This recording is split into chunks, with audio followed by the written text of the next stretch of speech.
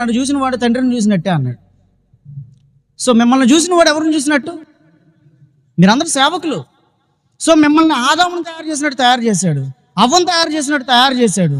వాళ్ళని ఏమన్నాడు? మీరు అభివృద్ధి చెందమన్నాడు.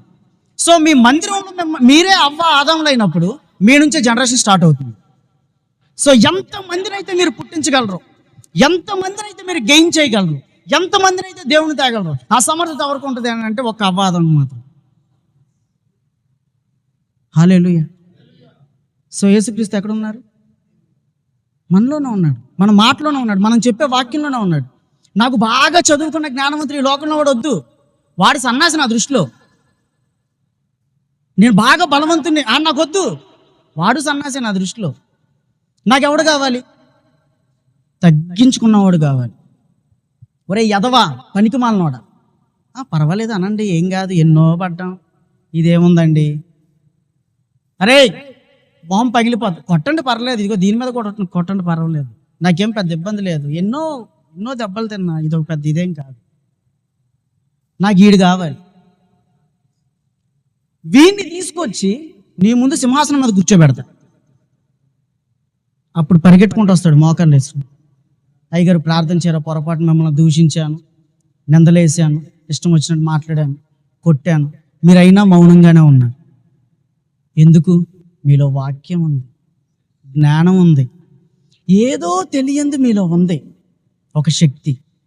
ఇది ఎవడికి తెలియదు, అవునా? కాబట్టి మన దగ్గరికి వచ్చి అడుగుతారు, అయ్యా ఈ పని జరుగుతుంది, నువ్వు చదువుకున్నావా? ఏమన్నా హై స్టేజెస్లో ఆలోచించావా? ఏమీ లేదే. ఖర్చు పెట్టావా బాగా? ఏమీ లేదే. జస్ట్ బైబిల్ చదివే, వాక్యాన్ని నేర్చుకున్నావు అంటే దేవుడు అంటే ఏంటో తెలుసుకున్నావు, ఎక్కడున్నాడో తెలుసుకున్నావు. అందుకని 1 కొరింథీ 3:16 చెప్తారు, ఒకసారి చదవండి. 1 కొరింథీ 3:16. వండర్ఫుల్. మీరు దేవుని ఆలయమై ఉన్నారనియు, దేవుని ఆత్మ మీలో నివసించుచున్నాడనియు మీరు ఎరుగురా? క్వశ్చన్ వేస్తున్నాడు దేవుడు ఇక్కడ సేవకులకి. నేను మీలో నివసిస్తున్నానని మీకు తెలీదా?